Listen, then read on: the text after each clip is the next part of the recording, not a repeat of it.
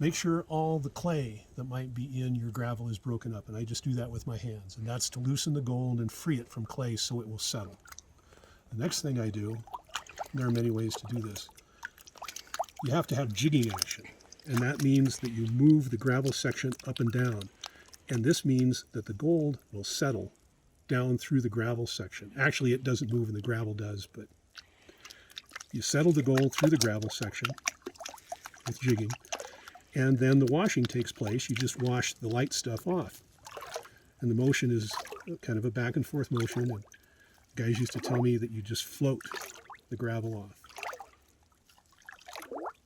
Float it off. And the gold has settled down into the area of the pan down here. So this gravel is way above where your gold is. Now I may settle it again. Sometimes I use side-to-side motion to settle, sometimes up and down, but here I'll use side-to-side. So we'll make sure the gold is settled again, and we'll continue washing. We're starting to see some pyrite. I'm doing this a little fast. Wash, wash, wash. And we'll settle again. You got to see how the gravel is moving. That action allows the gold to settle down through the gravel. The light stuff is on the top, heavy stuff is on the bottom. We're starting to see a lot of pyrite now. Once again, I'll settle things again.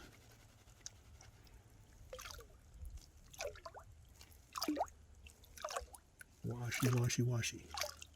Sometimes I like to, about this stage, I'll take a peek and see what we have. So I'll settle things backwards. Go like this, and I'll see if I see anything on the edge, and I don't.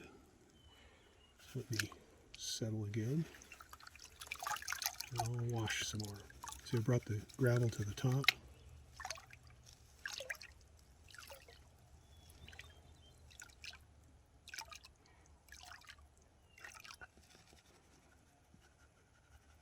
Kind of back pan is what I call this, so I can kind of take a look at what things look like, and if there was gold, we would see it right along here. I see a little bit of black sand. No, that's the bottom of the pan. No, that is black. No, it's bottom of the pan. Mostly pyrite in here, and I don't see any gold, but I'll wash it down again. And so what's the difference between pyrite and gold if you end up with it? Pyrite is about twice as heavy as rock. It has a specific gravity of about 5.5. Gold is almost 20, and rock is about 2. And pyrite is just iron sulfide, and it's a very little value. It was mined and produced in Leadville at one time. It was used to produce sulfuric acid when it was roasted. It gives off SO2 when it's roasted.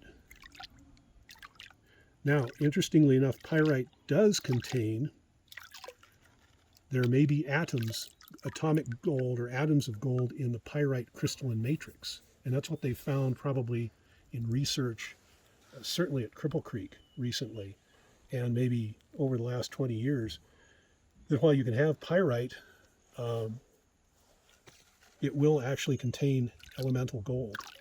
And in order to free that gold, you can't leach it, you can't separate it mechanically, you can't separate it with flotation. The pyrite has to be roasted in order to free the gold